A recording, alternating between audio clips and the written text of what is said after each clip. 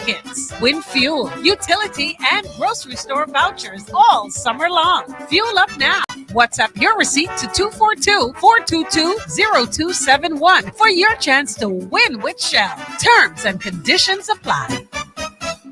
Stop into Variety Disposable Products, where you will find all your disposable baking, cleaning, grocery, and self-care supplies. June kicks off hurricane season, and we want to make sure you stay safe. We have life vests, lanterns, portable stoves, flashlights, and much more. Stop on into any one of our 2 locations on Faith Avenue North or Soldier Road from 8 a.m. to 5 p.m. Monday to Friday, and Saturdays from 8 a.m. to 1 p.m.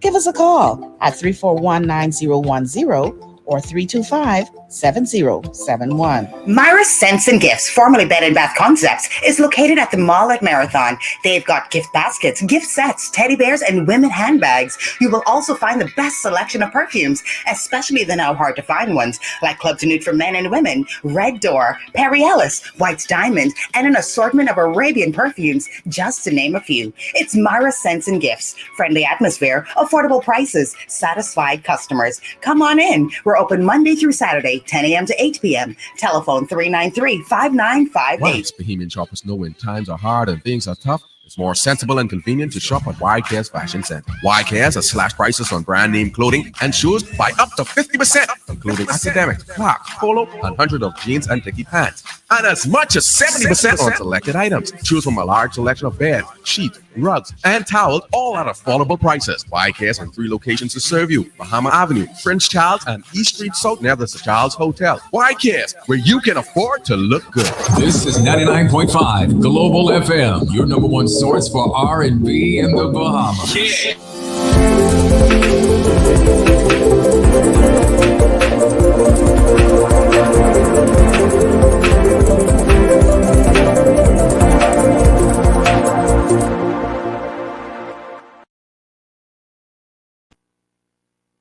This is Express Yourself with the Professor.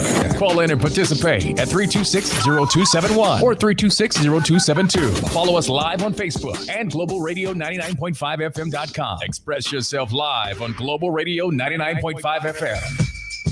Good afternoon, Bahamas. This is Professor Sidney MacArthur Walter Thompson on the Global Radio Network 99.5 FM. Express Yourself. This is a great day to be in the Commonwealth of the Bahamas. You know, some nations around the world are experimenting with democracy. Even our big neighbor to the north is having challenges with democracy. I listened to President Biden giving his speech. I heard it 3 consecutive times last night. I was very impressed with what he said. I think it means well for the American people. Now, he said he made his decision. Now it's up to the American people to make their decision. He has said that he turned over the leadership to a younger generation of people who can make a contribution, people who are talented, people who are gifted, who have been prepared for what it is that the country needs now. In our country today, we have some people who want to hold on, and they're not making any meaningful contribution. They don't seem to know when to quit. That is the problem we have with people. But President Biden decided he would, for the sake of democracy, because democracy is being threatened in the United States by certain personalities and groupings of persons. And I will tell you now that this is going to be the most serious presidential election ever, with tremendous deception being spewed out. And all I heard on the commentaries on the radio last evening, all evening, just one attack after another against the man who has said he's not running. They don't seem to get over that yet. And also the nominee for the Democratic Party, who will be Kamala Harris. No ifs, no ands, no buts about that. All of the delegates have already supported her. And there are those who are complaining about that from the Republican Party. It's a sad state of affairs. You know, campaigning in the United States is so low. It's lower than in the Bahamas. Even our Bahamian politicians a little higher, much higher than the way they campaign in the United States. It's very nasty, and they get very personal with people, saying all kind of despicable things. Now, I can't say those things on the air, not on this radio station. That's not allowed. So I just have to express it as best as I possibly can. Because even up to the time when I left to come to the show to do my business here, they're still carrying on about things that are not important. Let us deal with issues, Bahamians, issues that affect the country. But that doesn't seem to be the trend. They want to get personal. Now, I said to you, in dealing with one major constituency problem, with the support of righteous people leading the way, you need a team of righteous people to do it, with the support of the constituents in that particular constituency, and you constituents choose one major constituency problem. See, I ain't gonna let you all get away with this, because you asked me many times, Professor, what can we do? What is it that we should do? Now, I'm suggesting something that I know we can do legally, constitutionally, and biblically. Legally sound, constitutionally sound, and biblically sound. And I said to those who do not know how to organize themselves on the ground, see, I got more than 51 years experience in this business of working with people. I know the Bahamian people. I know whether you're a fraudster or whether you're genuine. But there are some people who are still out there deceiving and misleading the Bahamian people, just like those personalities in the United States of America, bringing up all kinds of stories about people, their character. They are assailing their character constantly. The man say he's not running. You mean to tell me the man can't choose that? There's no law that says he has to. He could even step down from the office right now if he so desires. There's some things, Bahamians, that leaders have a choice to make. It's open for them. Those who are in the office, or the office, whatever office they may be occupying. Kamala Harris will be the nominee for the Democratic Party, and she's getting tremendous support in the United States, and I think all of the women will be behind her. White women, black women, Hispanic women, Haitian women, Jamaican women. Now, these women, when they put their power together, they could get things done. And you're going to see that happen in the United States of America. And on the other side, with the Donald Trump team, unfortunately, every time he opens his mouth, he's attacking someone's character. I don't know if that's the way you're supposed to run a presidential campaign. Let us deal with issues, and I hope we are going to learn a lot from what is happening over there and not have it repeated here in the Bahamas. And we would think Bahamian politicians stoop low. You listen to those people over there and see how very low they stoop in their campaigning. It's sick. You have a spirit of sickness all over the United States of America. And they want to spread that crap here. Are we prepared to accept it? Are we prepared to stand up and fight it? We have a constitution. They have a constitution over there. And the president said that he is acting in the interest of democracy.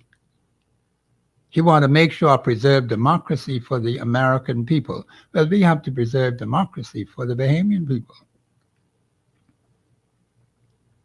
We have a very strong constitution. They have a constitution over there. They're a republic. We are a constitutional monarchy. Our system is a little different from theirs. But there are some people over here who want to try to make us a republic or act as if we're a republic and ignore certain things outlined in the Constitution. Well, they'll be dealt with on that one. So, Bahamians, you are not going to get away this time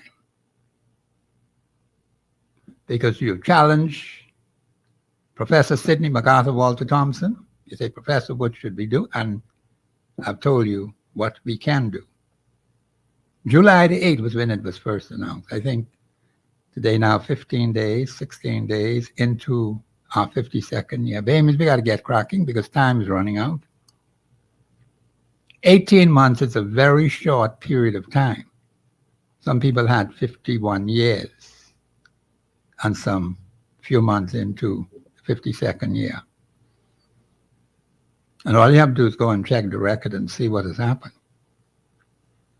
And when you're going to examine the presidential candidates in the United States, check the record of what was done by President Biden and the nominee for the Republican Party, Donald Trump. As I heard him make some very despicable, unkind remarks, which were broadcast on the airwaves. We can't say those things on this radio station. It's not allowed, so I can't repeat that crap. But we have to be very careful of who we adopt things from. Not everything happening in the United States is in our best interest. So we have to make sure that we act in our own best interest according to our laws, according to the standards we have in our own country. That is what we ought to be doing. And we need to get our leaders to do that and let them know when they step out of line. I'm coming to you, just give me a moment. The point is, Bahamians, we have to listen for sound advice. You get sound advice from your Constitution, the Constitution of the Commonwealth of the Bahamas, and the Holy Bible. That's where you get all your answers. All the answers to the nation's problems are right there. You just haven't been checking the facts. But we'll be dealing more with that as we go on. Caller, you're live on air. Go ahead, please. Thompson. Hey, what's happening? Great, man. Listen, did you hear the president's speech last night? I heard it 3 times back to back. Oh, yeah. Excellent speech. Yeah. But I have hope for her. Oh, Pamela Harris? Kamala Harris. I keep saying Pamela, but Kamala Harris, I expect her to win the presidency of the United States. Yeah. She's going to have all the women behind her. White women, black women, colored women. Oh, yeah. All kind of women. For the first time in the U.S. history, they're going to have a woman in the presidency of the United States. You see, Angelic, them, they all behind Donald Trump. Now, Donald Trump have more gold in his mouth like anybody else. They coaching them, telling them what to say when you get on the stage and things. But even the devil acknowledged God and all. Yes. So he could afford to run around all kinds of places. And it seems like in these days, people, they are not care who they get for their leaders now. Okay. They know about this man. But yet still, the angelic group, all of Billy Graham's son, them, all of them, they're putting this man up on a pinnacle. And they know exactly who he is. Yes.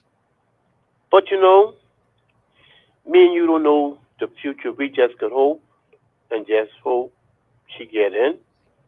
I suspect very strongly she will win. Because see, once you have the women with you, the women outnumber the men. That's point number one. Not only will she have the colored women, but all the different variations of females in the United States of America, all of them are gravitating toward her. I see all the young people them now, they just going out and say they getting registered to vote now and stuff like that. Yes. You know, see, a change gotta come someplace. But you're going to see change in the Bahamas as well. That Oh ain't too yeah. far away. Oh yeah. Ain't far away now. Yeah. The change is coming now. That's coming. I heard one of your colleagues yesterday Yes. told the people them when y'all calling, if y'all ain't calling support Donald Trump, y'all don't call in. Yeah, that's foolishness. The other day, same person tell the Haitian them, y'all hurry up, go, hurry up, go to America. The doors half closed. And if Donald Trump send y'all back, come home. The supper is ready. Oh, okay.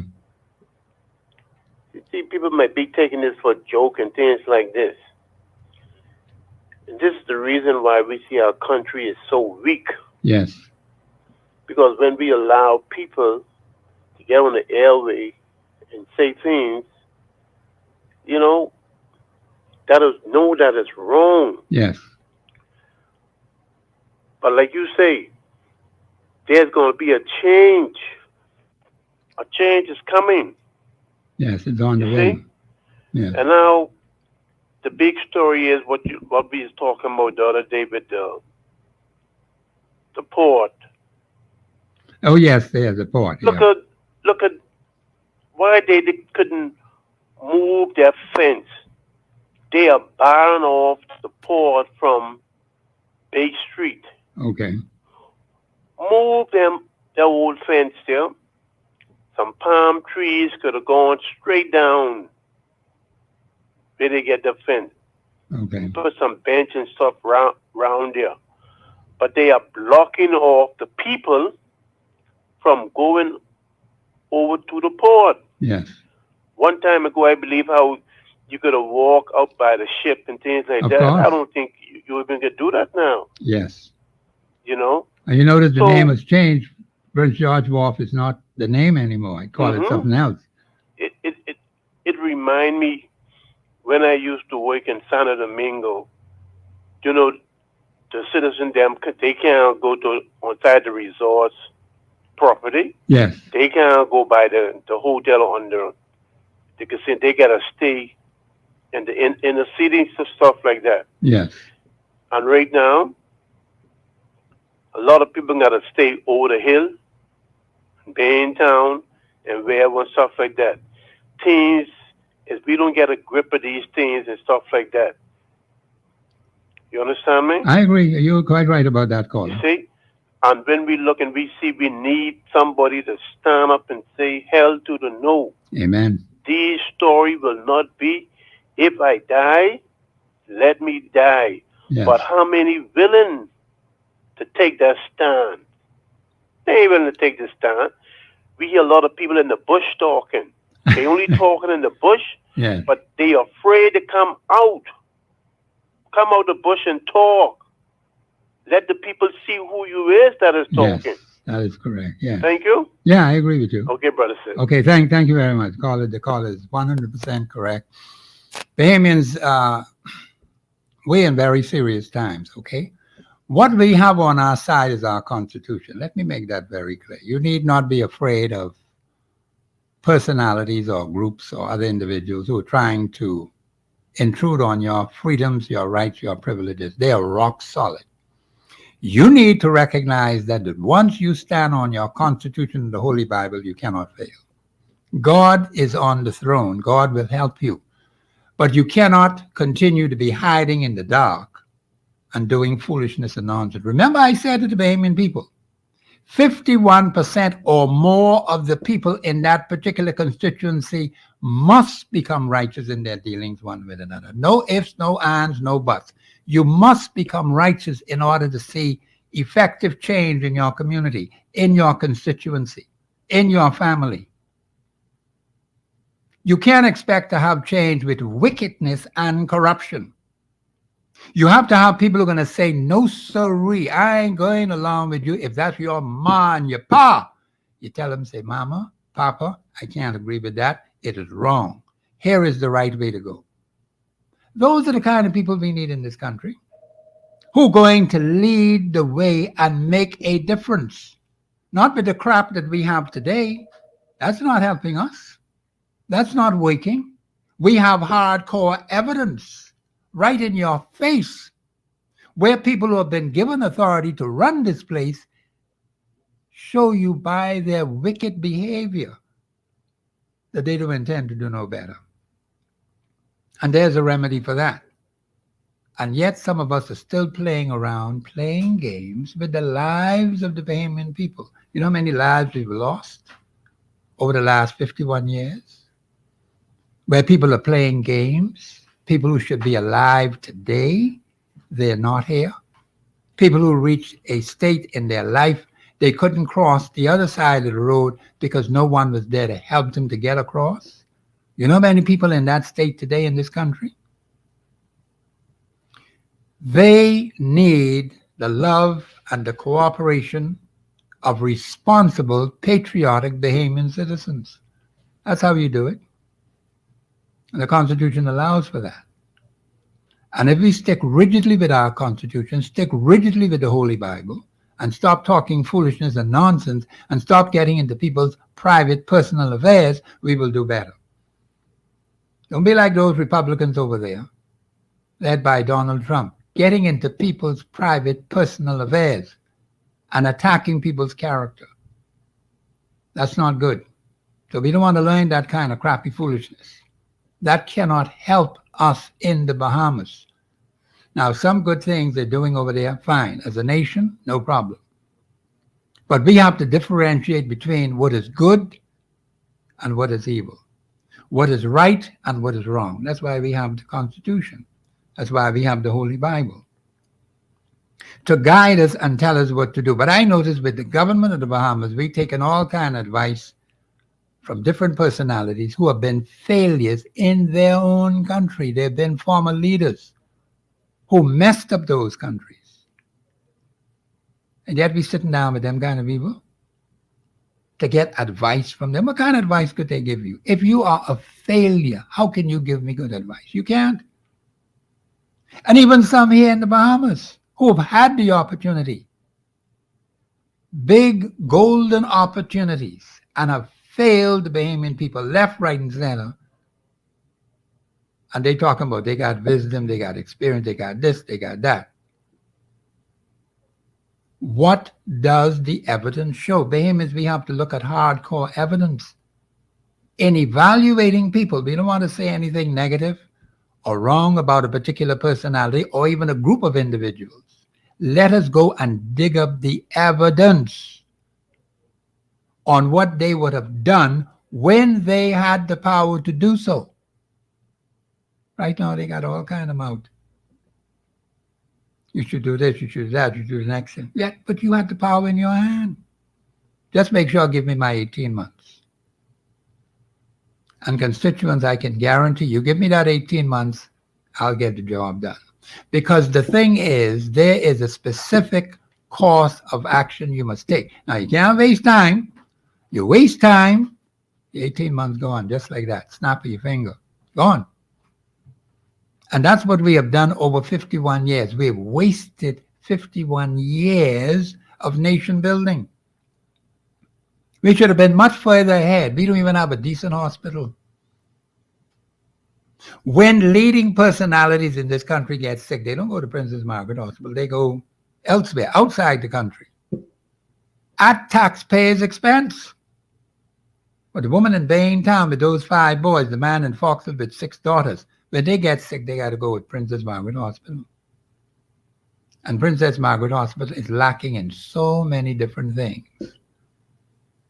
We have not yet built up that institution to make it a leading institution, even though those responsible had the authority to do so for the last 51 years as an independent nation. We're still struggling with basic fundamental things, Bahamians. That shows we have fallen back badly as a nation. How many people died in that place?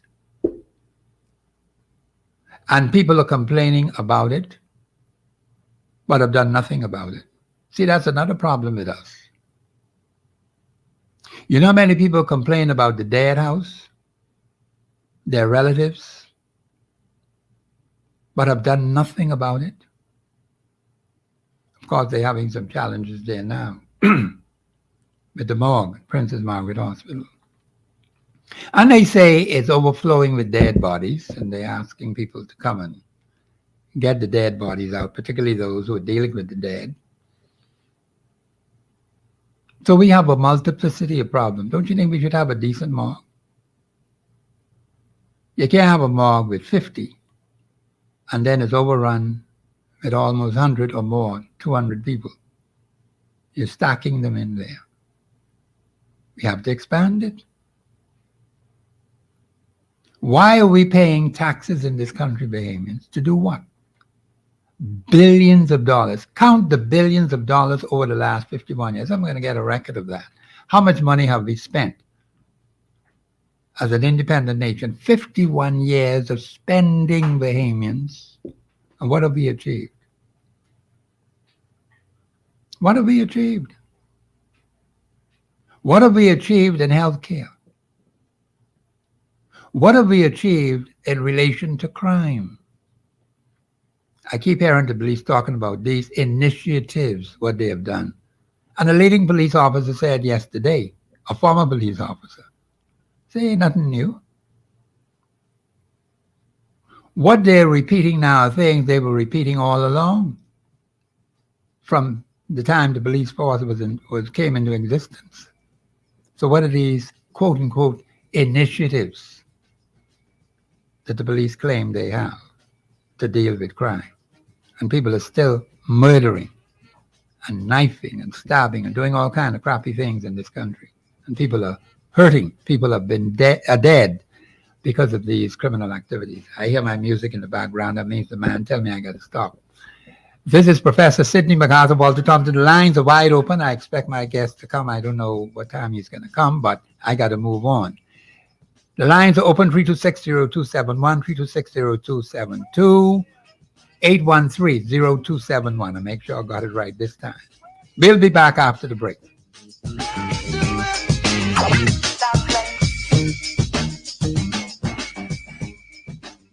Express Yourself Live will return right after this. Join us in helping to support the Bahamas Children.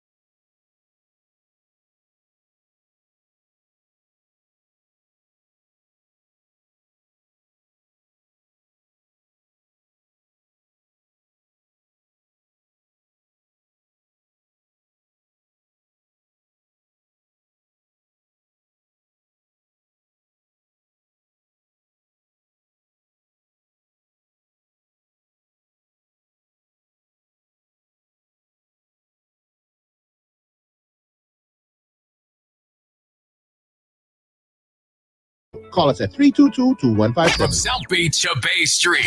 I'm pleased, I really dig your company. It's your chance to join the discussion of today's issue. Yeah, let your voice be heard. Speak your mind and express yourself. Call in and participate at 326-0271 or 326-0272. WhatsApp us your concerns on 809-2310. Follow us live on Facebook and Global Radio 99.5FM.com. Express yourself. This is Professor Sidney MacArthur Walter Thompson on the Global Radio Network 99.5 FM. We have democracy in the Bahamas, Bahamians, and we're going to keep it. There are some who are threatening democracy in the Bahamas. Do you know that? They're threatening democracy in the United States. That's why President Biden made the decision that he did. He saw what was happening. And I listened to that speech 3 times yesterday, and I sat down, I listened to that very intently. An excellent speech that he gave as President of the United States. All we have to do is compare what he did, what that other fellow did who had the office and who did some things that were not necessarily in the best interest of Bahamian people. We have some comments from Facebook. Also, we have a caller on the line. I'll let that caller go first. Caller, you're live on air. Go ahead, please. Yes, Professor. Yeah, how are you? I'm good. That's good, yeah.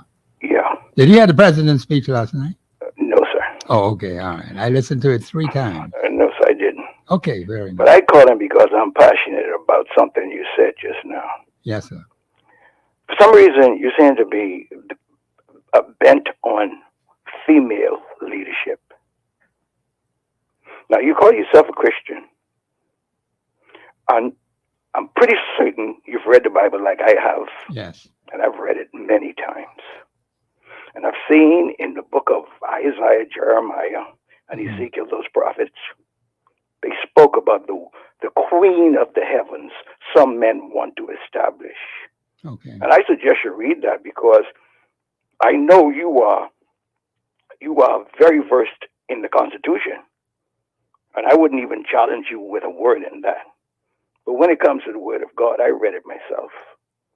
And I know for sure in the book of Genesis, everybody knows the story about how God left leadership with the man. Yes, that is correct. And the story goes that the man fell short on that leadership. Yes, he did. That's correct. Yes, sir. But that is a story, and that's a lesson. That's a testimony for us. Yes. And you know the story. The reason why, because a snake beguiled, the devil beguiled the woman. Yes, that's correct. And she came by and did the same thing to the man. Yes. Now, we'd argue from here to eternity whether the man dropped the ball, and that's the way life's supposed to be forever. But I will argue this. God himself identifies as a male, does he not? Yes. And of course, we know the story about Esther and Hannah and all those great ladies in the Bible, Deborah, who had to stand up when the man fell. Okay. Yeah. Okay. Wouldn't you see right now that Joe Biden had fallen? Fallen from where? Fallen to what America has turned into. I don't know if you follow in the news like I do. I follow the news or the sanctuary cities. You heard about these things where they're allowing people to come in and use up the money that was reserved for the downtrodden, which are usually the black people. Okay. And the people who are the street people, and the people from Argentina and Venezuela and all those places, they would move into places like Chicago, New York. Okay. The people from Texas send them away because Joe Biden opened the borders. Am I talking to myself here? I don't know if I know they have difficulties with the border. That is correct. Yeah. Absolutely, as in the Bahamas. Oh yeah, that is true too. Absolutely, that's obvious in our faces, and this is all under the watch of Kamala Harris and Joe Biden. As a matter of fact, it's been said that it hasn't been endorsed by these people. I mean, you heard Joe Biden said many times, America is the land of the free. Come here, and they can't even take care of their own. We're suffering the same thing in the Bahamas. We're suffering around here, and Brave Davis is asking people to come here. But that's another story for another time. Okay. My point is the female thing. Sir, I'm going to tell you this right now. I was married to a Canadian woman for many years, a beautiful, decent woman for many years.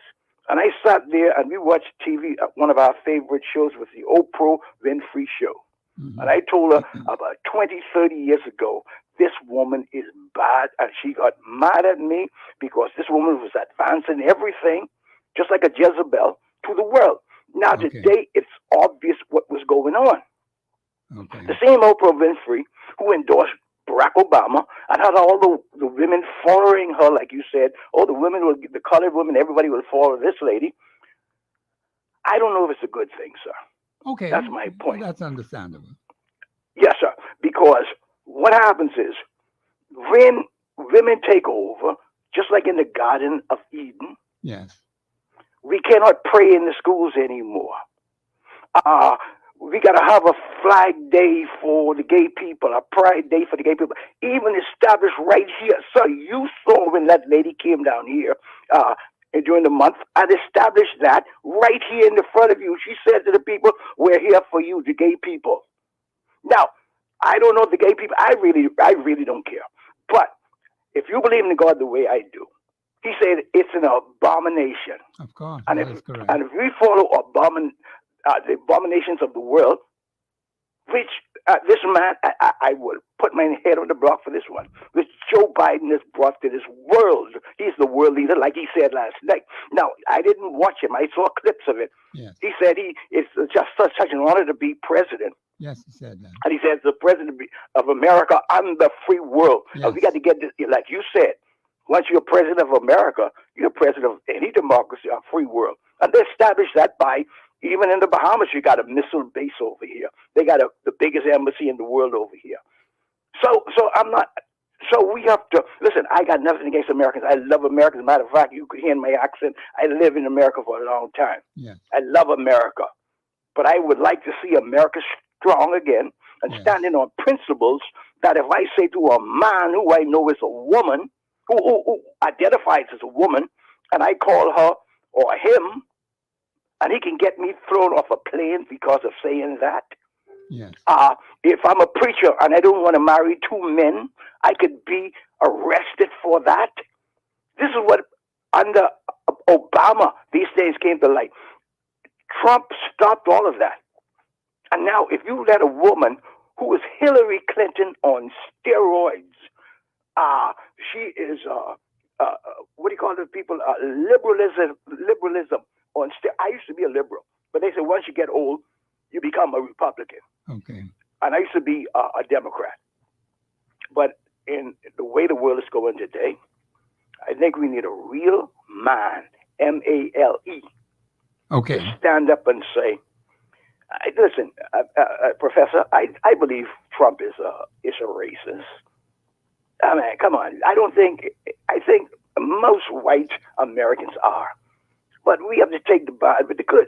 We got to say to ourselves, would we like to follow a racist who at least is preaching the Bible's principles that I know of, and that's all I know? Or we're going to go with some liberal who is going to bring in every abomination that we, as a Christian country, preach against. Okay. Thank you very much. Yeah, thank you very much. The caller made some good points, and I'm not knocking him for his views. But let me just say this. The Bahamas, do we have another caller? Mr. Bluser? Caller, you live on air. Go ahead, please. Hey, Professor. Hey, what's happening? Yeah, well, everyone have an opinion, but looking at what the caller was saying about, he started to call up some prophet name back yonder. Yes. But a lot of people don't understand. A woman could be a leader of a country, a judge, or any organization, but when it comes to the preaching part, the Bible, there's silence on that. But a woman could be a leader of a country. God used Deborah. God used other women to carry out their position and stuff like that. And I only hear you saying she get a lot of support with the woman and stuff like that. Who's going to Yes. follow? Yes. And even inside the Bahamas, you get if you see the woman organization they following you and they do, it's you get your support from them. Yes. It's the same thing, even inside the church. Yes. If you look on church, you'll have 100 women, maybe up with five men.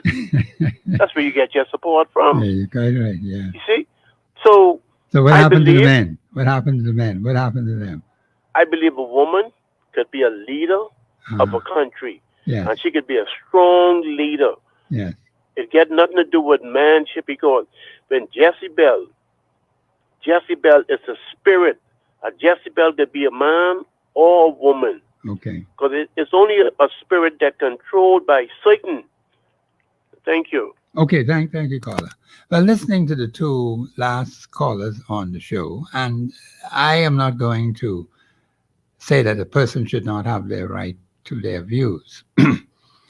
But the thing is, when you listen to Donald Trump, and I've heard a lot of remarks that he's made, he's very personal and attacking people's character. That's not the way to win a presidency. Now, there are those, of course, who believe that he will win the presidency. Well, that remains to be seen. But things have changed, and they're still criticizing Mr. Biden, who is out of the race. He's decided he will not be running for a second term, which he has every right to do. There's nothing in the Constitution that would say that he must run. It's a personal choice that he made. Now, of course, there are some who are saying he was pressured to do this, pressured to do that. I won't get into that. I don't know about that kind of speculation. I'm going by what he said in his speech. I listened to that 3 consecutive times last night. And I made sure I sat and I listened to every single word. And I'm going to get a copy of that so I could dig deep into it. I think it was an excellent speech. And I heard the persons who oppose him were saying all sorts of negative things about the speech. And I think what we need to do is compare what he has done and what Mr. Donald Trump has done. And when you hear Mr. Donald Trump now, today, every time his mouth opens, he is attacking people's character. That's not the way to run for president of the United States. That's not going to help him at all. And I think the women of the United States, all the women, the majority of the women, are going to line up behind Kamala Harris. Now, perhaps the Republicans were not expecting a woman to head the ticket, but that's what it will be. Kamala Harris, they have to deal with. Whether she will have any debate with this nominee for the Republicans, I don't know. That remains to be seen. Who her running mate will be, male or female, I don't know. That remains to be seen. But I'm sure she'll be getting advice from others in that party to assist her and help her. And I don't think she's going to be running the country by herself. She will have her advisors, she will have her ministers, she will have people doing different things. And so it's just not one particular personality. The point is, there are times when God may have to raise up a woman. You know, the office of President of the United States has always been held by males or men who had the opportunity to do something. You had a long history. From the very beginning right on up to now, men have had the office of President of the United States. And it may very well be that we may have a female in the office for the first time. If you have all those women in the United States pulling together from all those different races, all those different groups, line up behind Kamala Harris, she will win that presidency. No ifs, no ands, no buts about that. But I just don't like the tone of the Mr. Trump, his attacks on people's character. I don't like that at all. If you're going to deal with issues, fine. President Biden has said he's not running, and yet they're running on with all kinds of foolishness last night all over the radio stations. They seem not to let up on that. He's out of the picture. So what Donald Trump thought he ain't got that no more. He got to start all over again. Everything is at ground zero. and he's behind the polls at this point in time. Brother Cartwright, welcome to. Good afternoon, Professor. Good afternoon, Mr. Producer. Good afternoon to everybody. Yeah. I'm listening to your commentary on the American upcoming elections. That's correct. But, I tend to differ because I follow the history of the Bahamas with the American different types of politics. Yes. When you have the Americans have a Republican president, we tend to flourish. But let's put it this way. See, this is a mistake that we're making. All right? We are always hanging on to somebody's coattails. True. When I read in my constitution, it says we are sovereign, independent state. Now, Bahamians got to fix that because we got some weak-kneed leaders in this country who are always looking for somebody else to solve our problems. If we're going to be a nation, a sovereign, independent nation, then let us take our responsibility. And if these fellas can't handle it, then we got to find someone who can do so. Because I am sick and tired of hearing our leaders talking about when the United States catch, what did they say? Catch the cold. Catch the cold. Yeah. Say, we this is utter nonsense and foolishness. It's like, I remember now, when America sneezed, the Bahamas gets the cold. We are a sovereign, independent nation. Now, I know some things that they do in the United States. We don't have to follow that. But we don't stand up for what we ought to be standing up for. We don't have to bow and shank to Kamala Harris. She has her views. That nation has its views. That government has its views. We don't have to bow and shank to them.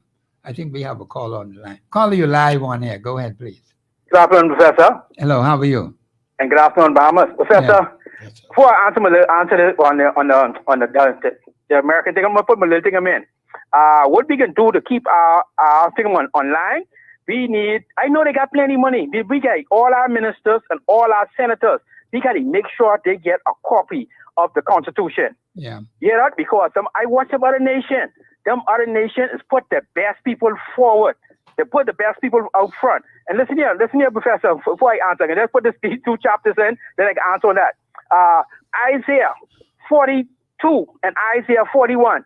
The Most High God said, listen here, if you could make anything better than what I make, he said, come be improved. But I ain't going to change it. I can say, come get some credit. Because these people running on with, they run with all kind of foolishness, trying to change all kind of craziness. Professor, please, we know they're rich, we know they got plenty of money, but when you come to the House of Assembly, just to keep our things solid, put original King James Bible in their hand and a copy of the Constitution. Now, Professor, I must say on the U.S. singer, you know what I always prayed for? I prayed every day. We get, when they see they put a black person or a black thing up, I go crazy. I don't know why, but man, as soon as they get it, they be doing all kinds of things. I mean, they be passing. They don't be passing nothing like godly things and stuff like that. But all of a sudden, I still love them. I know why, but they don't. Jeremiah chapter 23, they don't go along with that. And one more chapter, 1 Corinthians chapter 14 and 33. I am not a God of confusion. Yes. They don't go along with that, but I love them. Have a blessed day. I take up your time. Have a blessed day. Thank you very much. Brother Cartwright, you want to comment on what he said? No, I mean, he is correct because I have a lot of family members who are American. Yes. And one of the things they always say is that when they now vote, they're looking at the color of the skin because he says that we're the only bloc still being left behind. So you have to now come with a plan, a tangent, and you offer us. But now I would say to us in the Bahamas, I find it very, very, very, very interesting because I've read some online chat by classmates and others, and I was like, wow, we so caught up worrying about Miss Kamala Harris or Donald Trump. Yes. But we live right here with our biggest problem, which is immigration. That's right. And the humans don't even care. And I said to myself, what will happen if you see that this little rocks and keys that was given to us is somehow taken piece by piece and only leave us with a little bit. And I remember how we listened to, and you read the preambles in the Constitution, And it says, we the inheritors. Yes. But then you look at the scripture, it always tells you that if you don't follow the guidelines that the Almighty has given you, that's right. He will take what you have away from you. But taken away from you. And you'll be desolate. Yes. And so when I look at America, people say, why, I say, I stopped worrying about America because once I saw their style of governance leaning towards things that are ungodly. That's right. I said, man, that's your worries. That's their worry. That's your rain. Yeah. I don't want your rain on me. Yes. I'll take my sunshine. Right. And so I try to get behemoths to understand that, listen, man, this is our jewel. Right. You have people would say, well, maybe the style of governance. And I always try to explain to people, I said, governance has nothing to do if the people that we elect don't follow the rules. That's correct. I'll say it again. Governance has nothing to do if the people that we elect do not follow the rules that allows them to govern. That's right. And that is one of the biggest problems we've had for a long time. From its inception. I look back and I reflect back sometimes and I said, I laugh, and I told someone this the other day, I said, Sir Lyndon was a great man. But I said, Sir Lyndon did some things whereby to see if others would really take up the mantle and go with it. Right. Anyone who's over 60 would know that Sir Lyndon was a man who loved to read. You could not go and debate him in Parliament if you didn't read whatever's coming up. And I watch, and looking back now, when we look at issues like the Nationality Act, and you see the format that it is, and we're seeing parliamentarians since Sir Lyndon come into Parliament. You've had parliamentarians and former parliamentarians say, I didn't know what is Article 54. And I was like, you got a whole library. And that's a minister who told you that? That was a former minister. And I was like, you got a whole library downstairs. All kind of material. And the books in that library are collecting tons of dust. Yes. Because they don't read. So how can you govern a country if you don't read? It's the same thing I tell friends of mine. Oh, well, we should change the system. I said, what's wrong with the system?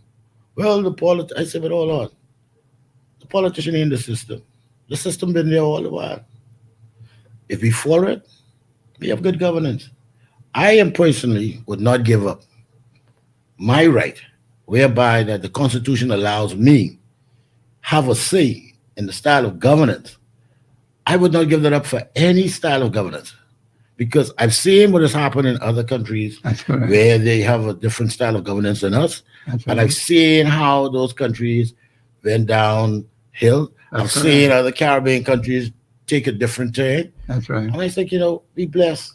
We're much blessed. So why can't we just take what we have and we built on it? There's a lot we can do, but it is our choice. It's our belief. It is our right to do the things that is right. Not someone from outside, not someone who comes into the country and then pushing you to change your policies to benefit them. I would tell people, I remember my dad used to always say, this Bahamas is your loan. That's why he said that. He said, because if you look at the Constitution, it tells you, we the inheritors. And successors. He said, but you know what I noticed? I said, what? He said, we, the inheritors and successors, we abandon our rights. And we allow others to come in and dictate, demand. And when you stand up, people look at you as like, hey, you're a problem.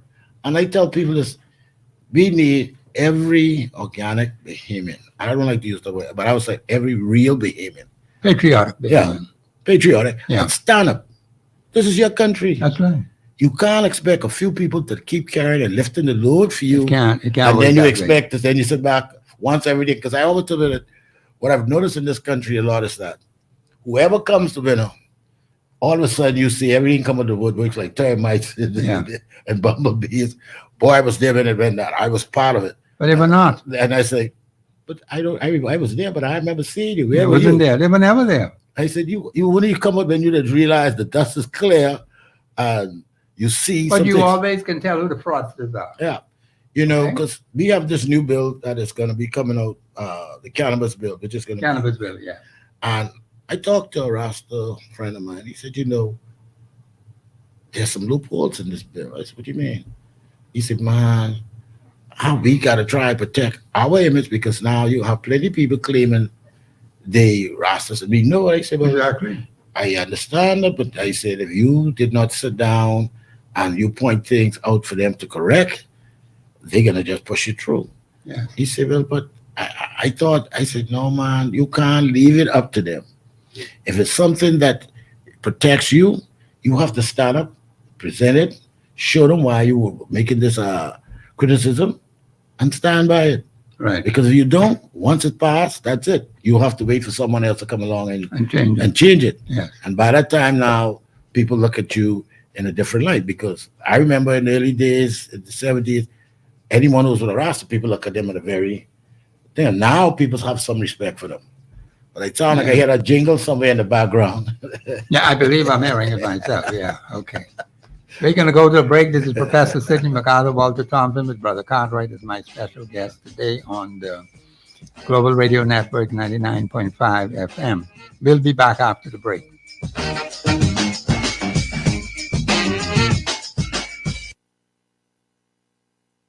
Express Yourself Live will return right after.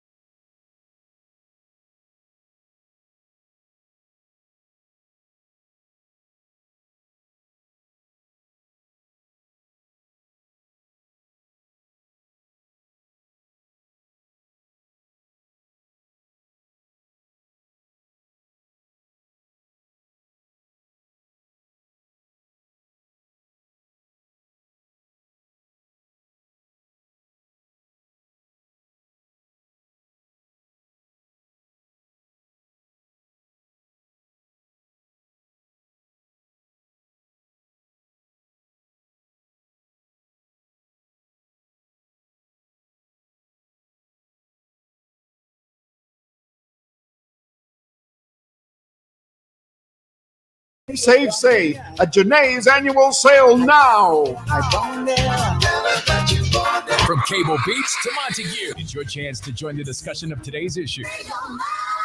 Here, let your voice be heard. Speak your mind and express yourself. Call in and participate at 326-0271 or 326-0272. WhatsApp us your concerns on 809-2310. Follow us live on Facebook and globalradio99.5fm.com. Express yourself. This is Professor Sidney MacArthur, Walter Thompson on the Global Radio Network 99.5 FM. Express yourself. We're discussing democracy in the Bahamas. Is it under assail? Is it under attack? President Biden said it's under attack in the United States, and he's making room. He's a senior man in his 80s. He's stepping aside to allow younger people to take over who are qualified to assist the American people. And he also said that he made his own decision. There are those who are claiming that he was forced out. I don't know anything about that. But I listened carefully to that speech 3 consecutive times last night because I wanted to make sure that I heard exactly what he said. All right? Now, either we're going to believe what he says and then check his record as president of the United States, because he's still president of the United States, and see what he has done, as opposed to what his opponent is saying about him. Because all the things I've heard from his opponent is personal attacks, nothing to do with issues that affect the American people.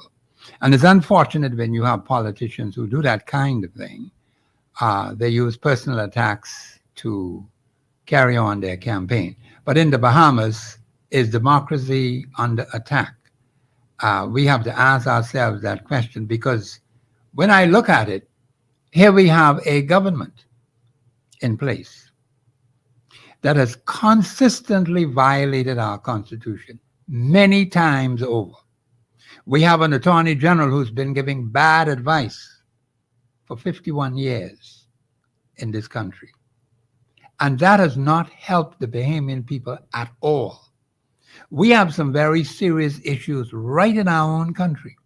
The citizenship issue, the immigration issue, the crime issue.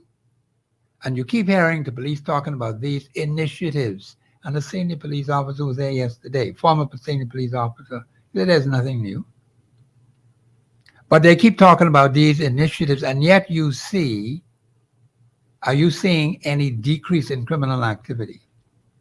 What kind of progress is the police making? Now, police cannot punish people, but they can bring you before the courts. And the fact is, you got the judiciary. Is the judiciary up to standard in dealing with criminal activity, particularly issues like robbery, murder, and these very, very serious criminal activities that are occurring in this country?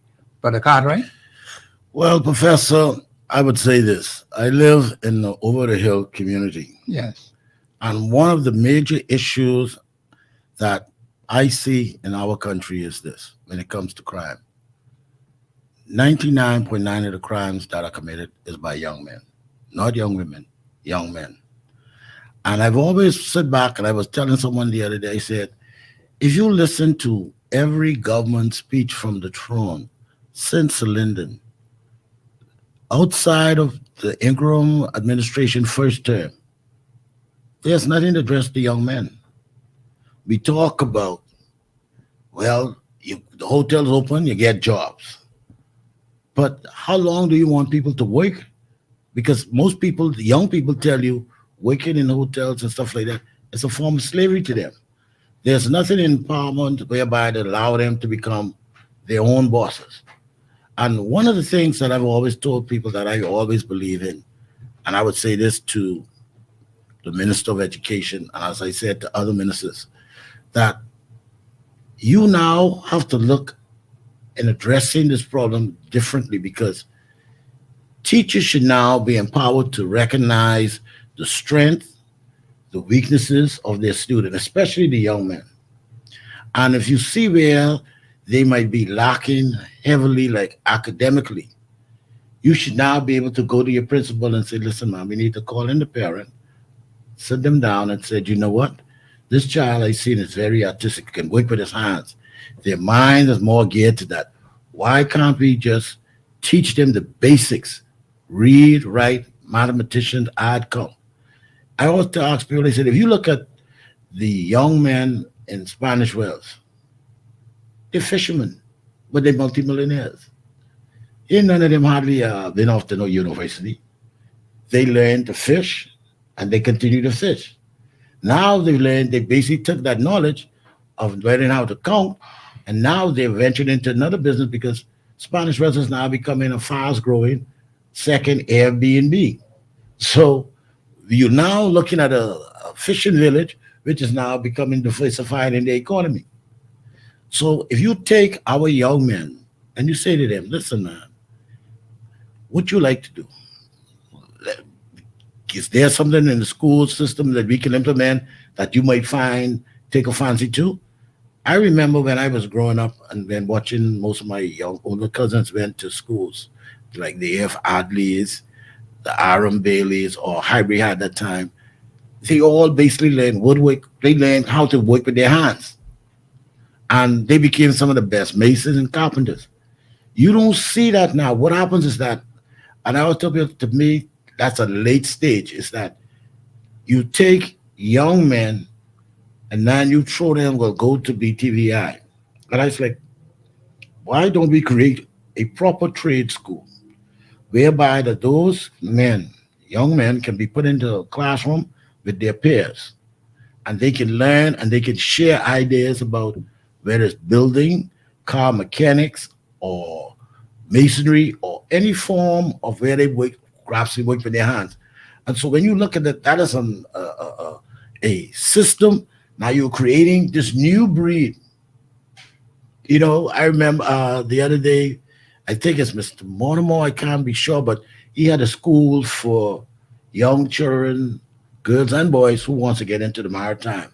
I remember the late Sir David Knowles, who has most of the tugboats would bring in the cruise ships, was trying to get governments to set up a class. I've known a few friends of mine who have retired from the Defense Force. Is now teaching young people maritime because we're a country surrounded by water. And you know, it's so funny that when you look at private entities, boats coming here, you go to the exhumers. Majority of the boat captains who come in, when they're going around the exhumer keys, they go to the little settlement called Black Point because most of the young men there, they seamen. And I was like, it's really amazing that when you look through the history of the Bahamas, you had great boat builders in Long Island, great boat builders in Andros, great boat builders in Ragged Island, great boat builders in the exhumers and others. And I was like, how did you see families? You know, I was laughing. I told a friend of mine, I said, you know, he said, you're a car right there. I said, yeah. I said, what you to the car right now? I said, we all related. He said, how come? I said, one left in Long Island, jump on a boat. He sailed to Inagua. And I said, those days, they had no motorboat. So he ended up staying there, found a place he liked, and he stayed. So that's where he started a family. I said, you go to Andros. The same thing through the whole Bahamas. So we've had young men of old who basically were skilled. You find that most of our old men in the construction field, those guys didn't go off to no university to learn their craft. Their craft was taught to them, and they embrace it. And I think we need to start to look at some of the old practices of old and combine it with the new. And then you look at your generation or your classroom and said, okay, we have these group of young men, this is where they want to go. Okay, let's put them in this class. And you teach them stuff that they like. We know most of our young men, what we see them riding around. Who ain't riding around in a car, riding on a scooter? So why not teach them how to become scooter or auto mechanics? You have them, you can maybe challenge them, say, let me see if you all can build a scooter. Exactly. So this is how you build up a confidence into the young man, because when you look at it, and I listen to a lot of them, they're like, you know, well, you've been off to private school, so you use a smart fellow. I said, why that don't make me smart? You know, he said, yeah, man. I said, but no, the problem is that the classroom that you're in, you might be slow than some of the other students. So the teacher doesn't have that time or patience to work with you. She just pass you on to another teacher, and they pass you until you come to school. So when you come to school, you know, they said, oh, they got a D average or an E. I said, but what did you expect them to have if you never took time out to train them? And you have to sit down and talk with the parents, because children spend most of their time away from home during the age of school ages. And I think parents need to take some interest into their child's academic or whatever type of behavior and learn. Yes. Not everyone is going to tell this over and over. Not every child will be a doctor, lawyer, or them. Some of them that you may say, join the police, they might want to. Some might want to be but they don't want to because why? maybe the guy can't swim. So if he can't swim, why he's scared to go under the fence because he got to go on the boat. So if you look at the way we look at our country, and I always tell people this, we, the Bahamians, need to now look at our country and say, hey, what can we do? What can we do to make this country great? Because here's the thing. Everybody who's a non-Bahamian come here, in 5 to 10 years, you see them smiling here. So how is it that a non-Bahamian can come into the Bahamas and be successful? And the Bahamians are still, and then you turn around and you're saying, because I've heard many non-Bahamians say to me, oh, Bahamians don't want to work. And I say, where are they getting this from? And then I start to realize, you know what?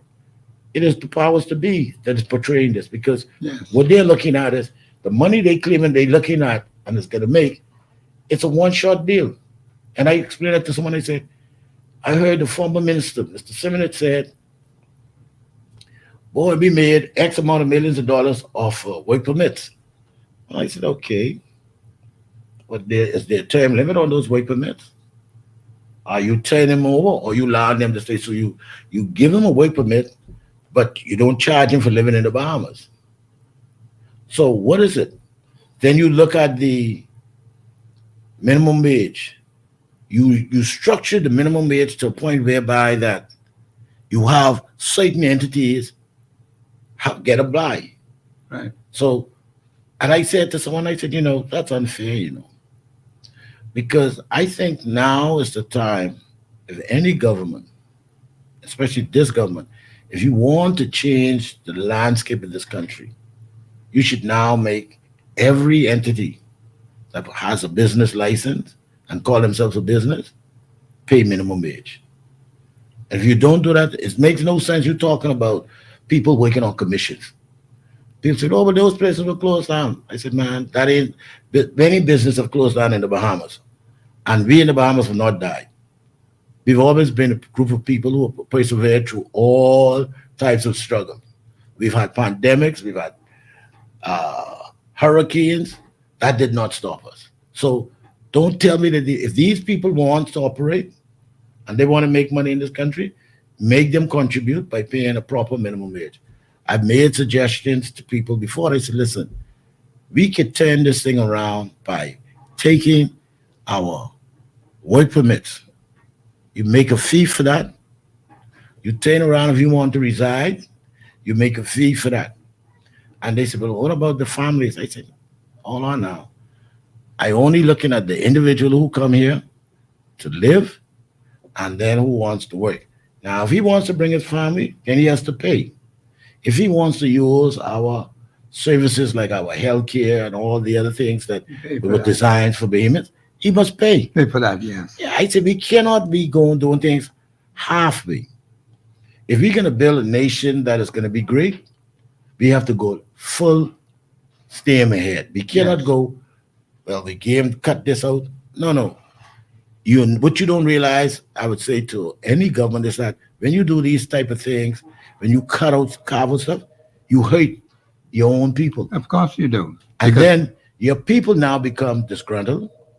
And then because your people are disgruntled, you will have a few of them will turn to a life that is not suitable. Yes. Not only to you, but to them, But to the country. because if you look at it, most of our young men, when you look at them, they go commit crime. And I said to someone, and I remember speaking with the former Minister of National Security, when he came up with this bill, I think they passed it called the First Offenders Act. And I asked him a question on it, and I said, let me ask you a question, sir. If anybody who've only been to jail one time and haven't been in no problem since then, is that a first offender? He said, yes. So I said, well, why don't you all explain it like that? I said, here's what you can do to that bill if you're serious. And now that they have out of office, I'll say to this government is that every person who've been to prison, you could now on their way out, you could set certain limits and say, hey, if you become, I would then grant you probation over this type of crime, and then we clean up your record. Yes. I believe you have a call on the line. Okay, caller, you're live on air. Go ahead, please. Yes, President Thompson, how you doing? How you doing? Your guest? I'm doing great, brother. I'm doing great. This Kendall Allen from Freeport. I know the voice. Professor Thompson, I didn't hear from you yet. I'm still waiting on you. But let me tell you, Professor Thompson, where I'm at. I went to Gingy Moxie office this morning, and they stick the police on me. 2 police downtown reserve who was there when a police woman assaulted me, beat me up the other day. Caller, I'll have to stop you right there. I'll speak with you after the show. You don't call me though, Professor. I'll call you after the show. Thank you very much. Go ahead, then, Brother Cartwright. Yeah, and see, I'm looking at some of the Facebook messages, and there's a guy said, Andres could become the breadbasket of the Bahamas and the echoes of Mecca. And he goes on, boat building is becoming a art. And that's like all these things we had, all these things we used to do. Yes. And so, as a government, and I always tell people this, we only have one government at a time. I always say people, I have my government. I said, well, you're not a Bahamian then. Yeah, it's a Bahamian, but I said, why are you saying I'm your government? I said, but remember this now. Election is held one day. That one day when you vote, whenever the masses vote, the majority vote, and that's who they choose, that's the government of the Bahamas. I said, you all sometimes remind me like, you all think like those guys crossed the way there on the other side of the waters. I only have one government, and I don't care who sits in that chair. Your job and responsibility is to provide and put things in place to help Bahamians. That's your job. Your job is not to worry about the non-Bahamians. Your job is to worry and protect the sovereignty of the Bahamas and the livelihood of Bahamians. That's correct. And I tell people there's no such thing as a hyphenated Bahamian. People always say, I said Jamaican Bahamian, I's a Greek Bahamian, I's a Haitian Bahamian. I said, brother, that don't exist. In America, that exists. Yeah. Not in the Bahamas. If I go to Jamaica and tell them I said Bahamian Jamaican, them niggas look at me and laugh, think I crazy. If I go to Haiti and say the same thing, they look at me and laugh. Go to Cuba, anywhere in the Caribbean, they look at me like, I just rather need to go see a psychiatrist. Man. We don't have these people here. And I think what has happened to us is that we allow people to come into our country and then say they're part of us. Yeah, that is a real problem. And then another thing is people have not been properly educated as to what are their responsibilities as citizens of the Commonwealth of the Bahamas. And because of that, there's a tremendous amount of confusion. Plus also I've known and I've seen over the last 51 years, misinformation, even up to the day, as I speak to you right now, misinformation on issues of national importance is going out to the Bahamian people. And sometimes it may be difficult for the average person to differentiate what is right and what is wrong, because they've never had any clear understanding of what their responsibilities are as citizens of the Commonwealth of the Bahamas. Now, when you read your Constitution, you will find that the Constitution talks about national commitment to do something. That is the responsibility of the government of the Bahamas. The government of the Bahamas has never fulfilled those national commitments that are mentioned in your preamble. No government. And there's only one government, that's the government of the Bahamas. Absolutely. You may have different personalities that would comprise the government over the last 51 years, but one government. And even as simple as that is, there are a lot of people who are confused. This ain't my government. They're looking at political parties. They're looking at this particular group, that particular group, and that particular group purportedly is not in power, or they may not have members of that particular grouping in office as ministers of the government, representatives of the House of Assembly, members of the Senate. See, this is where the problem comes in, where people do not differentiate. Well, they haven't ever been taught. See, that's the biggest problem. They've never been taught, even up to this day as I speak to you now. People are still confused over party representation versus parliamentary representation. And the government of the Bahamas has not done a good job in causing people to understand what those national commitments mean. And I've been there from the beginning, and they've never done it. National commitment to do some specific thing. That is the job of the government of the Bahamas to do that, not for a private citizen to do.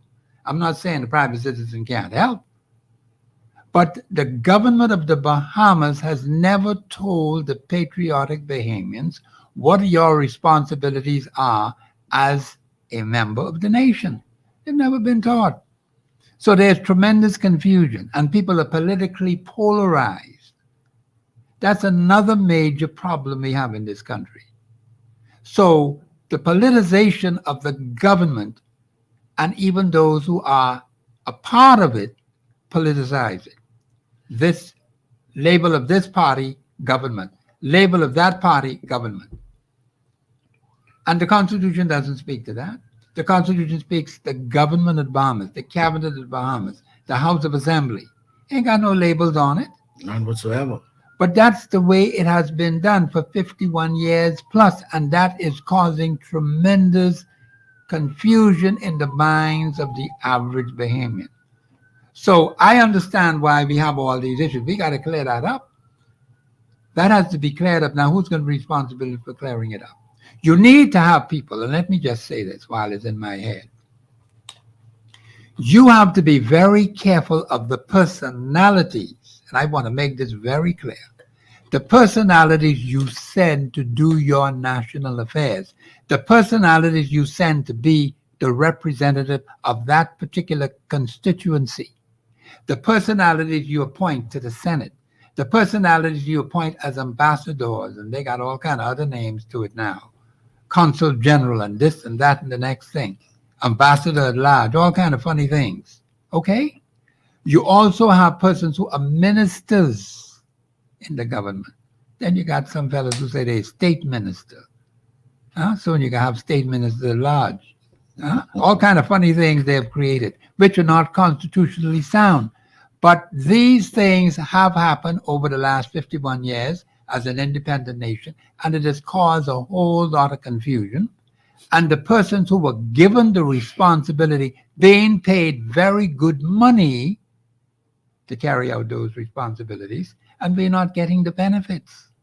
We're not getting parliamentary representation in this country because these constituencies, I've been asking the question, what major constituency problems have been solved in your constituency over the last 51 years by the representative of that particular constituency? That's what he is supposed to be doing. Article 52(1). That's not happening. So you have these people sitting in the House of Assembly, sitting in the Senate, because both are parliamentarians. And the point is they sit as party personalities. What party they belong to. I'm a part of this particular party. Notice I'm not even calling the names of these funny things. Yeah. Party representation. So you're not getting parliamentary representation. Because I can't get one single Bahamian to call on this show right now and tell me what major constituency problems have been solved in their particular constituency over the last 51 years. That is a shame. What major national problems have been solved in this country by the governor of the Bahamas, who has the power and authority to do so? What major national problems have been solved? And what are the clear-cut benefits? See, when you solve problems, there are clear-cut benefits that come to the people as a result of those problems being solved. And I can't get one single answer from the time I've been asking those two major questions on this radio show. Not a living soul has been able to say, Professor, these are the major constituency problems that have been solved in my constituency. These are the major national problems that have been solved by the government of Bahamas. No answer. So that tells you something is seriously wrong with what we have today, Brother Cartwright. Yeah, Professor, I'm reflecting on what you just said because, like I said, I live in an urban neighborhood. And part of the constituency that I live in, we've had this one major problem for years. Yes. And if you go into some of the other urban constituencies, they have the same problem, which is basically we have a lot of heavy when it rains. You find corners, You can't get out of your house to go onto the road because it's flooded. You have to go way around 3 corners just to get back out to one corner. Exactly, yeah. And I was like, I wonder if these people, I just was speaking with a friend of mine, and he said, and he said to me, he said, man, let's create all the MPs of our constituency. I said, no, man, I won't do that. He said, no, man. And he said, here's the problem I have with every one of our MPs. He said, every one of them, he said, they're like they strangers, They all grew up in this community and they see these same little problems. And I said, like, what do you mean? He said, what's our major problem in this community? Flooding. Yes. I said, yeah. He said, don't care, it's PLP, FNM, whatever. He said, I don't know who they hire to work on the drains to make sure that it's clean. He said, but every time it rains, you can basically count on it. He said, the only solution they come up with, lift the road. And he said, why lift the road at the drains? And so where you think the water gonna run off to? I said, on the side of the road. He said, what happens on the side of the road? I said, it helps in people yard and you can't get out. He said, if you see that and I see that, why don't they look at the drains and say, okay, what can we do to upgrade these drains, runoff? Yes. And I've heard some political personalities spoke about how they would, if it was them in charge, they would put in some type of system or pond where they can take the water back and use as a reverse osmosis system and pump it back in there. Yes. And I said, that makes sense. That's a good idea. But I said, what we have in this country is that political personalities would say, I ain't taking no ideas from them because if I do that, I might give him some plug. But the product, if he gives you something that is good, look at it, go into the ministry that covers these things like the roads and say, hey, this guy mentioned something. Is it possible and feasible for us to do this? They said, okay, let's look at it. Let him come in and then you sketch it and you do it. It's like I tell people that when you look at urban renewal, it's a good program, but the one flaw on the program is it has hardly any men. No men of the community is working in it. Yeah. So how are you going to know? I said, all kudos to the women in our communities who do huge tasks. Yes. But if you know and you live in these communities, 99% of the people who know everything in the community ain't the women, it's the young men. Young men, yes. Get them involved. Yes. Get them involved. They could tell you every personality who lives on that block where they at. Don't mind them sitting underneath the tree, whether they drinking or smoking, whatever. They could tell you every person block by block who lives on that block. And I said, wow, we've never sat down. I told someone that, we never basically incorporate these fellas into the system. No, we don't. I said, we basically take the police away from their major job, which is fighting crime. And I said, you now pushing the young men out. So when they see the police come around, you say, nope.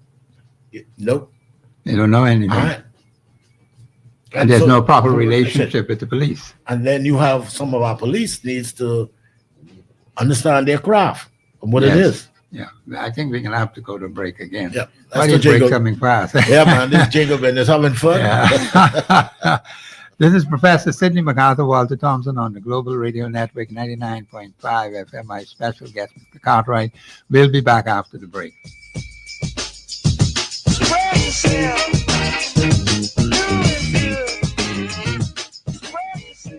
Express yourself live.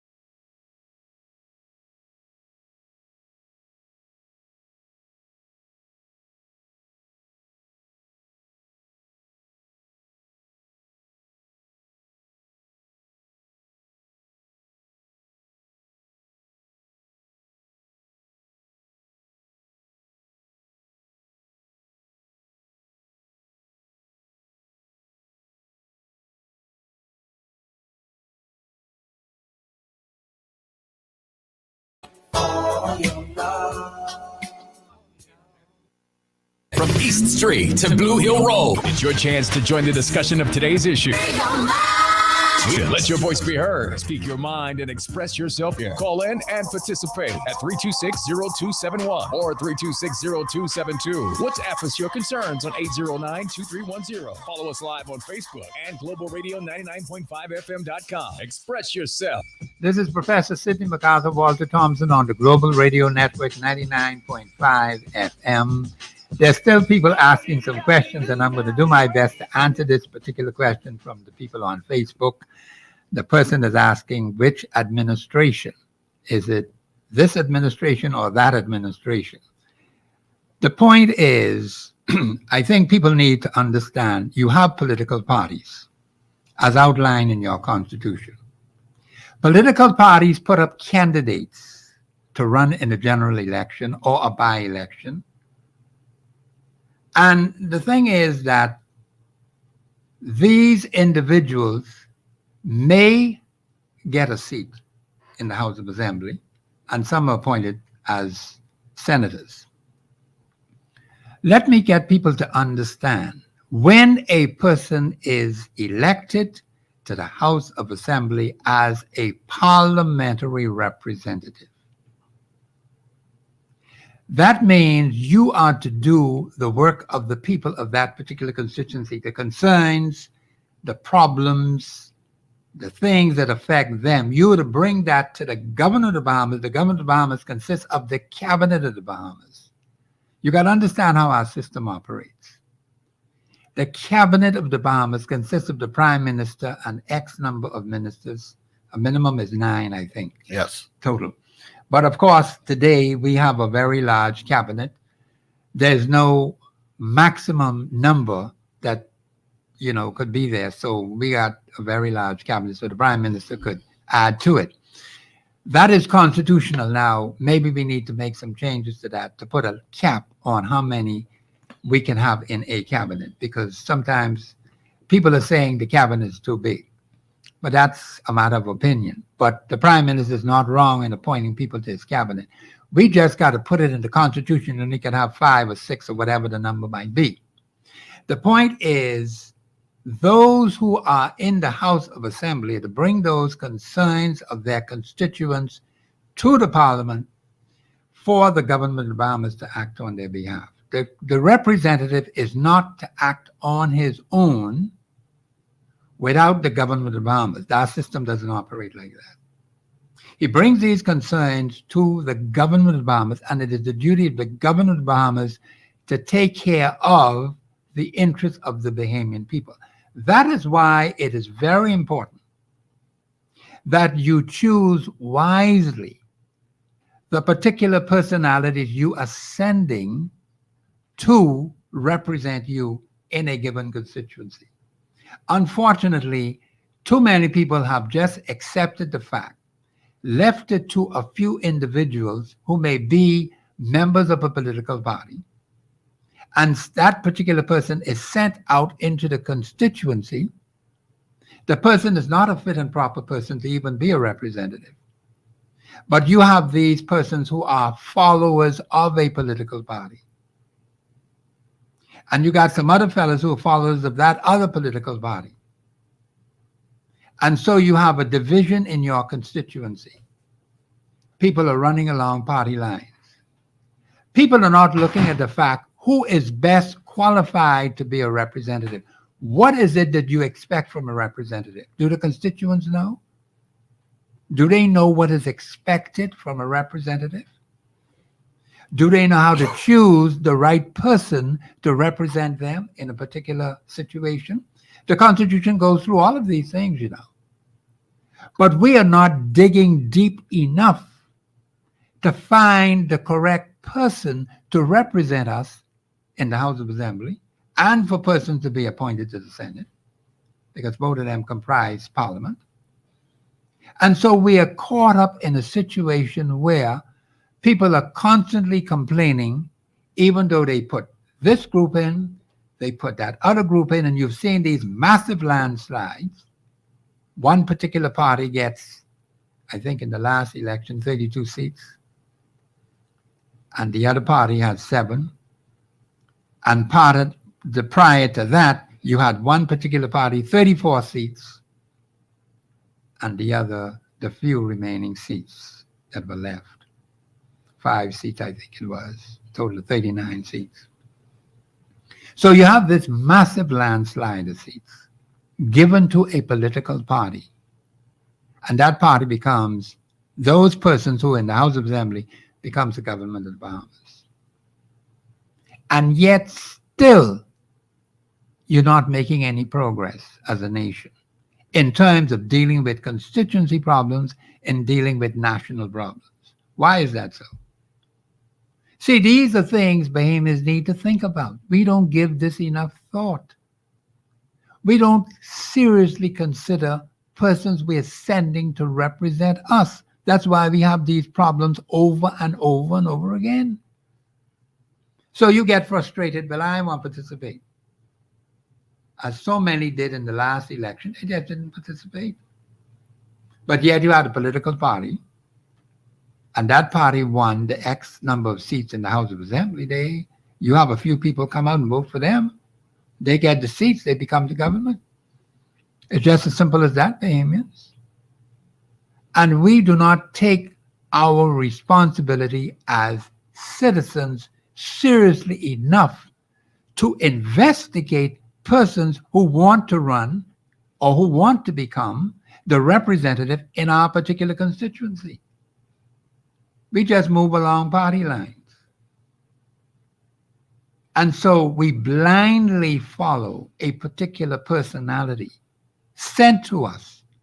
We don't question, we don't examine, we don't evaluate in any way, shape, or form. And we expect that particular person to solve our problems for us, and we not get any solution. You look at the situation right now, and when I ask the question about major constituency problems being solved, look at the people in the family islands. They got what they call local government. Then the people in Grand Bahama, Freeport in particular, they got the port government, they have the national government, they have local government, and they have representatives. So you got all those in that particular group, and still they are not dealing effectively with these constituency problems, with these national problems, with all this governance you have in your hand. So we need to really think seriously about what it is we are doing. What is it that we want, Bahamians? We have to ask ourselves that. Are we interested in solving problems, yes or no? That's why I threw out the challenge. One major constituency problem in 18 months. That could happen. But it takes the citizens in that particular constituency to give the authority to righteous people to do it. That's Proverbs 29 too. When the righteous are in authority, if you don't give them the authority to do it, it can't get done. And constitutionally, you have that authority to do it. Article 24:1 says you can protect your interests. You can organize yourselves to protect your interests. Now, also, you can do something about that particular personality who was elected to perform the functions of a representative, but just sat in the House of Assembly or in the Senate as a party personality. There's a way to deal with that. The Constitution tells you how to deal with that too. But we don't look deep enough into these situations to see what is happening to us. And how the government of the Bahamas, notice what I said, and people are talking about which administration. It has to do with the people you give the authority to. Whether they be from this particular party or that particular party. I haven't even called in the names of the parties because I'm not interested in that. It's the people who you gave authority to, sitting in the House of Assembly, sitting in the Senate. They're the ones that you have to hold accountable for the crap that's happening in this country. Because you gave them the power, Bahamians, The political party is a different entity altogether. And yet you have people who keep saying all the time, which party? I'm not discussing the party. The party is a separate entity from the government of the Bahamas. You could have a political party. You don't have to elect members of that particular political party to be in the House of Assembly or to be appointed to the Senate. And these are things we need to look at objectively and seriously if we're going to build this country. We have not done it in 51 years. When are we going to start, Bahamians? This is year 52. I think we're in the 16th day now, if I'm not mistaken. And I ask you to give me 18 months, Bahamians, because it can be done. 18 months. One major constituency problem. Just one. We can have some rejoicing in these communities, in these constituencies. Why have we got to always hear negative things? This happening to that person. Always some sad story. Every living day of your life. Is that what you want? For the next 51 years? We got to be, of all people, most miserable. So, Bahamians, we got to wake up and examine these particular personalities who keep coming around talking about they want you to vote for them. And all they're doing is messing you up time after time after time. And yet you can't tell me one single major constituency problem that has been solved in that particular constituency where you live. I ain't talking about what you try to do, because they had 51 years to do it and they ain't done yet. So when it's going to start, Bahamians? It's going to take people. Article 24.1. Check the article for yourself. Article 1, Article 2, Article 52.1. And there's some other ones too I could quote. And let me just say this before I break on the card right on, because I know you want to say something. The point is, Bahamians, if you are not getting parliamentary representation, you know what's happening? You are, the Constitution says, no person shall suffer inhumane and degrading treatment. If you are not getting strong parliamentary representation to solve the problems that exist in your community, in your particular constituency, that's inhumane and degrading treatment. And the Constitution says no person shall suffer inhumane and degrading treatment. Bahamians, you didn't know that, eh? That's in your Constitution. And that's what's been happening to you for 51 years.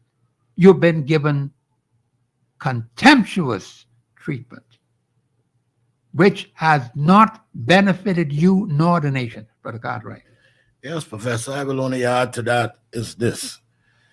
Bahamians got to now be more responsible for what's happening around them in their constituencies. Yes. For instance, I went to government publication about almost now a month ago, and I asked them for copies of the speech of the throne when the present government administration came to power, and then when they prorogued the House and then started a new business. And the lady's like, you know, that comes with a price. I said, miss, I don't care what it costs. The reason why I want it is because I'm not listening to what was said on the political campaign trail. That's right. I want to know that once you speak, and this is where Bahamians got to understand, the speech of the throne is actually a verbal contract with the government and its citizens and what they plan to do in that 5 years with their people and for their people. For their people, yeah. And if you get, and I always try to get people to take interest, I say, listen, get a copy of the speech of the throne so you can now read it. Whenever the government is going off course, you can say to the MP, listen, this is what they saying from the speech from the throne, and this is what they're not doing. Man, you all better go to the house, speak about it, I can listen. Yes. And I remember with the former administration on the campaign trail, they had some brilliant ideas, which I told people that all Bahamians was happy for. Oh, we're gonna have term limits. Oh, we're gonna have freedom of information. Freedom of information, yeah. yes. We're gonna have. They ain't get that yet. We're gonna have now electoral reform. Reform. Where we will now know how much you can, the limit you get to put out the campaign Exactly. on. Man, payments were gung-ho. And I think that was caused one of the landslide with the previous government. Yes. And then the speech from the throne. And I was happened to be, and I said, okay, let me go and get a copy. And I read it, and I was like, I don't see no freedom of information. They dance around it. I don't see no term limit. Yes. And I was like, hold on, man. Whoa. And then I started to realize, on the campaign trail, I can promise you, you have all the money and all the clothes in the world. But then when I sit down and start to talk about how I'm going to get you that money, I'm telling you, man, you got to wait 10 years before you could get the first dollar. By that time, 5 years had gone and you done gone. That's right, you done gone. And so I have to understand that speech from the throne, and you see them, everybody dressed up in the $3,000 and $10,000 outfit. Yeah, man, they're in their finest. Get a copy of it and you read it, and you can compare what they're telling you and what they're doing. Yes. And then you now sit back and then you grab your representative and you say to him, listen, or her, this is not what you're doing. It's not what you're saying What you're saying here, yes. Are you telling me the truth, or are you telling me false information? That's correct. And you hold them to it. See, because I remember speaking with a certain MP, and I asked a question on the sovereign wealth fund. And I said, Yes. they all did a what you call an inventory. And they said to me, man, I'm not going to let that go. I'm going to deal with that before I leave office. And I was like, 2024, 2025, 2026 is an election. So you got roughly 2.5 years, because 2025 becomes the campaign time. And so you got to, I said to myself, man, please, man, don't mess up. I expecting some things from you, and I would like to see you get it done, because even though I'm not in your constituency, but as a Bahamian, yes, I would like these things to be done, because we could do a lot of things. Just like I was remember the old saying, the health of a nation is the wealth of a nation. And I keep rolling over my head. And then yesterday, before we took a break from our feeding program, one of the ladies said, you know, we've been in existence longer than 50 years, but independently 50 years. Yes. She said, but do you realize that we don't have a children's hospital? No, we don't. And she said, you know, and I said, what do you mean? She said, we have the young people from natal care to about 18 up until, let's say, 21. I said, okay. She said, but you see anything happen, what you do? You throw them right into the same mix with the seniors and everything. And I was like, wow. Yeah. And then I heard the minister started to say some things. And I said, you know, we keep looking at the specialty hospital that Yes. they're talking about. Yes. And I said, you know, and I put the question to the minister. And he said, no, we're not closing down Princess Margaret. We're going to do. So I said, okay, why not look at that property, which I don't think Bahamians realize. Princess Margaret sits on property between Collins Avenue and Sands Lane. Sands Lane, yes, that's correct. So that is a huge That's a big piece. property. Yes. So basically, let me make it clear for you. Collins Avenue, go up from where Doctor's Hospital, yes, where you see PHA, and you go straight across to A&E. All of that is property belongs to the hospital. yes. So my thing was this always, and I always believe that your healthcare should always be upgraded every so often. But what we're seeing in the Bahamas is that our healthcare has been abandoned. And I also found that when you look at the budget that is read in the House of Assembly, and I started to realize that one of the smallest budgets is healthcare. Wow. And I was like, how do you expect the nation to grow if it's unhealthy? If you're going to put $2 towards healthcare, but you can put $50 for traveling. And I always tell people, technology has been so advanced. You don't need to go. You don't need to make all these trips. And I said, if you're making these trips, at least let me see the fruits of your labor. Yeah, you're not saying anything. And I'm upset with that because I told her I have nothing against the prime minister traveling, but I want to see some tangible things Tangible happening. evidence, yes. We look around the country, and like I was telling someone the other day, I no longer want to see political favors to persons who want to be ambassadors. If you're not a business person, because I've heard many business people when they come to the Bahamas, and even some of those small business, and they said, we don't want to hear nothing from a politician. We talk to the Bahamians who travel to our countries and ask them, what is it like to do business? Yes. What is it like to do this? And I always say to Bahamians right now, this country is yours. If your government is not doing what you expect, push them to it. Don't wait 2 years or later and say, maybe we're going to get them fired. No. Push them to do what is right and to make sure that you benefit. That's Then at the end of their term, you then give them the papers, whether to return or go home. Or go home, yeah, that's correct. You have that option, Yes. whether they do good or bad. Yeah. Yeah, that is important. Well, we're coming to the end of the show, and we have had an exciting conversation here. Of course, tomorrow is Friday. I think it's Friday. It's open line on Friday. And we will have a roundtable discussion during open line, as we did last Friday, which I thought was quite good. We'll do that again tomorrow on open line. This has been Professor Sidney MacArthur Walter Thompson on the Global Radio Network. We'll meet again tomorrow between 2 and 4. Have a very pleasant evening.